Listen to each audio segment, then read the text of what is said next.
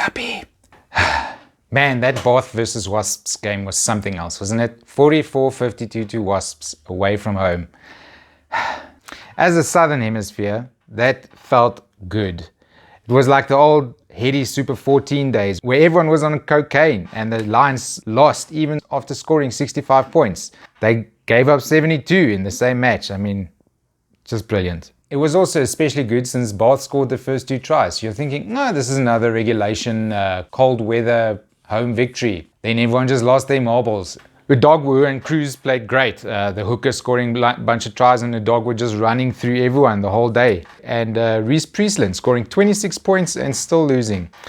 That must be what Brian Lara felt like, scoring thousands and thousands of runs and still losing. The Currie Cup's been fun to watch too. As a South African, obviously it hits close to home, and it's been great to see Springbok smash into Springbok without New Zealanders or Aussies to upset everything in between. It's so good. The 4 semi-finalists have been confirmed, with the coastal teams, the Sharks and Western Province, taking each other on in Cape Town. And the Bulls and the Lions will be Spider-Man pointing each other at Loftus when 2 teams who are basically just swapping players every season take each other on. I think both games will probably be won by the old South African trifecta. Defense, a good set piece, and who's got the meanest forward pack. And unfortunately for the Lions and the Sharks, that's Rappie and the Bulls. Swace, the brain, has made a prediction that's probably going to be very accurate. Knock on, scrum penalty, kick to the corner, line out, maul, either a backline move or a try. The backline move is a knock on, another scrum, a penalty, kick the ball over the post. I'm okay with that. It means we still get to watch some rugby. My Pro14 education continues, and round 11 was just completed, with a bunch of derbies going pretty much as expected. With Leinster getting back on that horse and they beat Ulster, and Munster beating Connacht, which was also kind of predictable.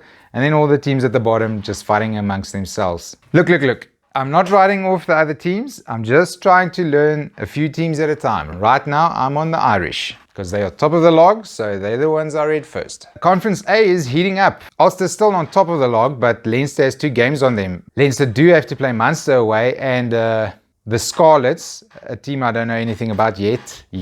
If it wasn't COVID times, you'd probably say Leinster would finish top of Conference A, but now with the disease, they might still get screwed out of points there as well. Conference B. Munster are top of the pops, and I don't think they'll get caught. Connacht in 2nd place, but there are still a few of those teams I must learn that could catch them. Okay, now that we've finished talking about rugby matches, let's jump into all the postponements and cancellations of games. Everything has been cancelled, or postponed, or moved out. There will be no Currie Cup this weekend. The semi-finals were pushed out. There will be no English Premiership this weekend. They paused for the European Cup. There will be no Pro14 this weekend. They paused for the European Cup. There will be no Top 14 in France this weekend. They paused for the European Cup. There will be no European Cup this weekend. They were postponed because of COVID. So we all looked east to the promised land, to the top league. They have been postponed because of COVID cases. So no rugby for anybody. We can only hope that someone in the rugby world is racist or homophobic this week. Otherwise, what are we going to talk about next week? Anyways, bye.